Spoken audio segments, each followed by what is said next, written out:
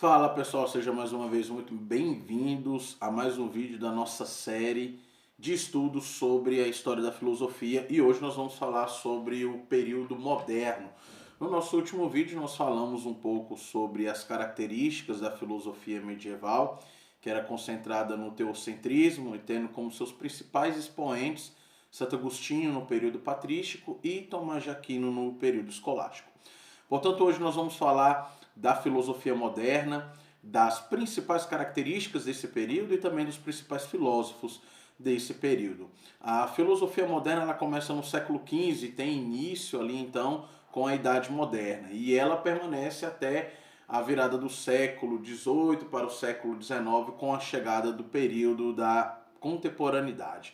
Ela marca esse período de transição entre o período medieval, né, e as relações entre fé e igreja e o antropocentrismo. É muito importante porque esse conceito de antropocentrismo ele faz parte desse período transitório entre o período medieval e o período do Estado moderno. Então, no final da Idade Média, nós temos ali então a queda do feudalismo e o advento do renascimento comercial e urbano. Então essa fase ela reúne muitas descobertas científicas, principalmente no campo da astronomia, das ciências naturais, da matemática, da física, da química e principalmente da filosofia, né? Principalmente com um grupo de filósofos iluministas, né? O termo iluminismo significa iluminar. Então uma das propostas do iluminismo era iluminar as pessoas com o conhecimento filosófico. Assim, esse período esteve marcado pela revolução do pensamento filosófico e também do pensamento científico e em queda do pensamento religioso que teve a sua ascensão no período medieval com a Igreja Católica. Mas é também no período moderno que nós temos a cisão que acontece entre o pensamento cristão. Anteriormente nós tínhamos somente a Igreja Católica como sendo a principal autoridade religiosa e isso se consolidou durante todo o período medieval, tanto o período da Baixa Idade Média como o período da Alta Idade Média, mas com o surgimento do pensamento moderno nós vamos ter então o surgimento da filosofia iluminista que vai se contrapor ao absolutismo monárquico e também as visões em relação à fé. Então nós teremos uma contraposição aqui entre fé e religião, que será também uma das características desse período. E é nesse momento então que surge o humanismo, que tem um papel bastante centralizador, oferecendo uma posição mais ativa do ser humano ali na sociedade. E é justamente o humanismo que vai se opor às visões do absolutismo monárquico e o antropocentrismo que vai se opor às visões religiosas que eram advindas do período medieval da Igreja Católica, ok?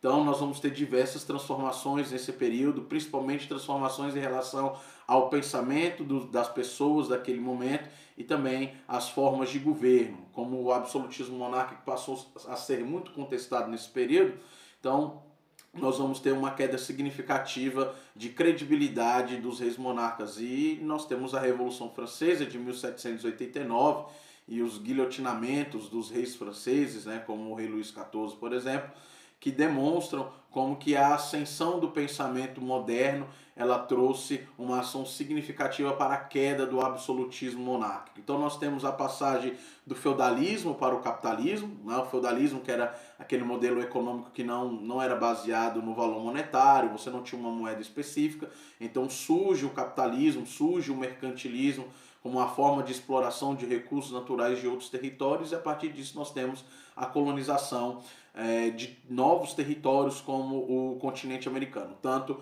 a América do Norte com os Estados Unidos sendo colonizado pelos ingleses, né? E no caso do Brasil sendo colonizados na sua grande maioria pelos portugueses, mas também por espanhóis e holandeses e franceses.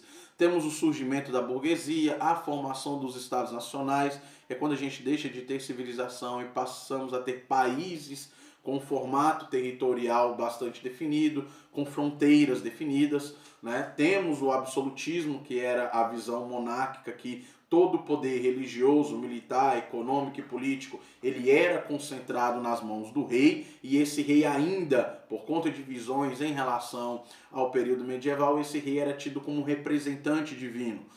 o mercantilismo, que é justamente esse período onde surgem as relações comerciais, as relações mercantis, em primeiro momento baseado na exploração de recursos naturais, mas a posteriori nós vamos ter uma modernização dessas relações econômicas até chegarmos na terceira fase da Revolução Industrial, que foi a Revolução Industrial Financeira.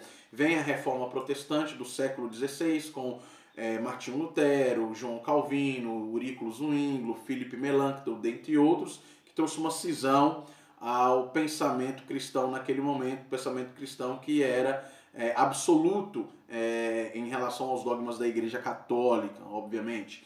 E aí então nós teremos a Contra-Reforma, o Concílio de Trento, que serão movimentos que irão tentar diminuir o avanço do protestantismo. A própria chegada dos jesuítas ao Brasil em 1549 é uma dessas propostas de impedir com que o protestantismo tivesse avanço em outros territórios. As grandes navegações, que vão dar início ao período de colonização, a invenção da imprensa, a descoberta do Novo Mundo, que é justamente os territórios que estavam sobre a África, a Índia, né? Ou seja, a exploração de novos mercados e de novas formas de relações econômicas e o início do movimento renascentista. Então, esses são alguns antecessores do período moderno, ou seja, um contexto mais histórico.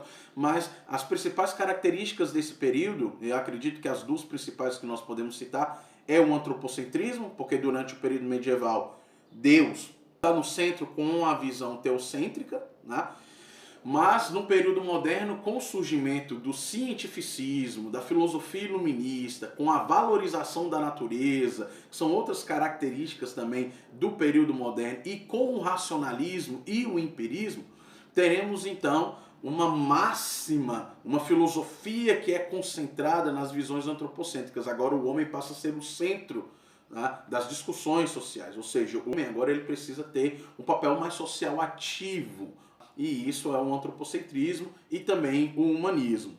Então, nós teremos uma valorização gigantesca da razão, também do conhecimento empírico. Nós temos duas formas de conhecimento aqui nesse período. O conhecimento científico, que é aquele onde nós temos as provas reais, digamos assim, ou seja, é o conhecimento a partir da prova, da prova arqueológica, da prova documental, e o conhecimento empírico, que é através da experiência sensorial, que também é tido como uma outra forma de conhecimento. O empirismo, que nasce na Inglaterra com o filósofo iluminista John Locke. O renascimento comercial e urbano, que vai dar uma prospecção também de surgimento para a filosofia iluminista, principalmente para a contestação do absolutismo e das visões teocêntricas, né? E aí então o antropocentrismo também ele vai abrir uma outra verve para essas discussões, que é a questão da filosofia laica, ou seja, o pensamento filosófico desvinculado de uma concepção dogmática, de uma concepção religiosa. Okay? Daí então surge um antropocentrismo e obviamente o humanismo. Né? Então essa filosofia laica é a filosofia não religiosa. Então as principais características desse período é o antropocentrismo, o humanismo, a valorização do cientificismo, e aqui nós podemos citar Galileu Galilei, né? A valorização da natureza, o racionalismo, o empirismo, que são questões filosóficas próprias desse período, né? A liberdade e o próprio idealismo, né? E o idealismo também surge nesse período como uma das características da fase moderna, que dentro da filosofia o idealismo é aquele grupo de filósofos que imaginavam que a realidade poderia ser conhecida, né, através de aspectos fundamentais dentro de uma concepção mental, né, ou seja, mentalmente construída, ou também dentro de uma concepção imaterial, ok? Então, essas discussões filosóficas e metafísicas, elas também fazem parte do período moderno, ainda que tenham uma característica um pouco mais metafísica, dentro de uma concepção mentalmente mais construída, mas também farão parte ali da discussão filosófica e também não deixam de ser um aspecto racional para esse período. Nesse sentido, nós teremos então como os principais filósofos do período moderno, e aqui nós podemos citar alguns, o Michel de Montaigne, Nicolau Maquiavel, né, Jean Bodin, Temos Francis Bacon, que é um filósofo britânico, né, que estudou muito, ele se dedicou muito à questão da política e também colaborou muito para a criação de um novo método científico. Então, Francis Bacon é um cara que merece muito ser lido, principalmente para quem vai fazer aí as provas do PAS e as provas do Enem. O pai da física e da ciência moderna, né, Galileu Galilei, o famoso astrônomo, físico e matemático do período moderno. Né? Também temos René Descartes, que é considerado uma das maiores mentes desse período, inclusive tem um livro dele chamado Discussões Metafísicas, que é um livro muito bacana, merece ser lido também para você que está estudando para o PAS e para o Enem. E ele tem a sua famosa frase: se penso, logo existo. Ele foi o criador do pensamento cartesiano, também era filósofo e, além de filósofo, também era matemático. Baruch de Spinoza, que surge ali mais ou menos no século XVII, era um filósofo holandês e contribuiu muito com as suas teorias para a formação do fundamento racional radical. Criticou e combateu de forma bastante incisiva as superstições religiosas e também superstições dentro da própria política, criticando o absolutismo monárquico. Blaise Pascal, que foi um filósofo e também matemático francês, que contribuiu com os seus estudos sobre a verdade, refletindo-se sobre a tragédia humana, sobre a vida um pouco mais, do ponto de vista um pouco mais pessimista, digamos assim. Thomas Hobbes, né, que é conhecidíssimo aí pela sua obra O Leviatã, foi um filósofo também britânico, uma teoria política bastante consolidada para analisar as causas sobre as propriedades das coisas, uma visão filosófica mais voltada também para a crítica ao absolutismo e ao modelo de governo que imperava na época.